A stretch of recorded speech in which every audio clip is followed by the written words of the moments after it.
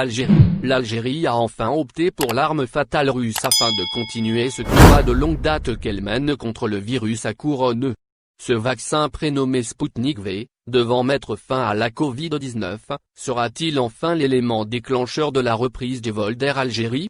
Jusque-là, la compagnie aérienne nationale a montré un bon exemple de résilience mais elle attend toujours la reprise de l'une de ses activités principales. Alors que le sujet du choix de vaccin contre la Covid-19 est en pleine surchauffe médiatique, plusieurs pensent déjà qu'il ne va pas seulement éradiquer l'épidémie du sol algérien mais il va également déconfiner les avions d'Air Algérie et les inciter à reprendre les airs et les vols internationaux.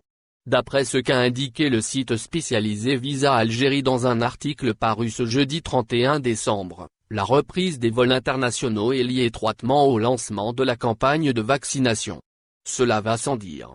Les espoirs d'une reprise des vols commencent à se préciser après l'annonce faite par le gouvernement sur le vaccin russe Sputnik V. Pour mémoire, le directeur de l'ANS, Kamel Senadji, s'est exprimé implicitement sur l'impact qu'aura le vaccin sur la reprise. Il a en effet déclaré que l'ouverture des frontières ne se fera pas avant que le vaccin soit disponible en Algérie. Bien que ce soit sûrement le cas dans quelques semaines, l'espoir d'une reprise des vols internationaux monte. Notons qu'aucun calendrier ni stratégie ont été communiqués pour l'instant. Toutefois, l'Algérie attend la livraison du premier lot de vaccins au mois de janvier. Algérie, une reprise des vols avec un passeport sanitaire? Par ailleurs, le même orateur est revenu sur le sujet du passeport sanitaire.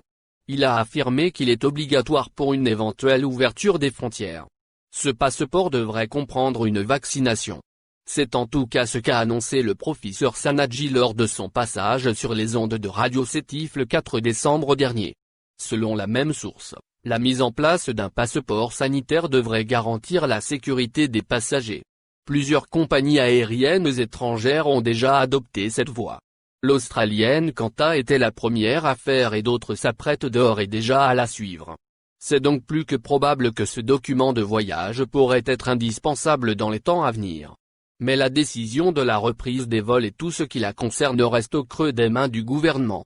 C'est à lui seul de confiner ou déconfiner les avions des compagnies aériennes.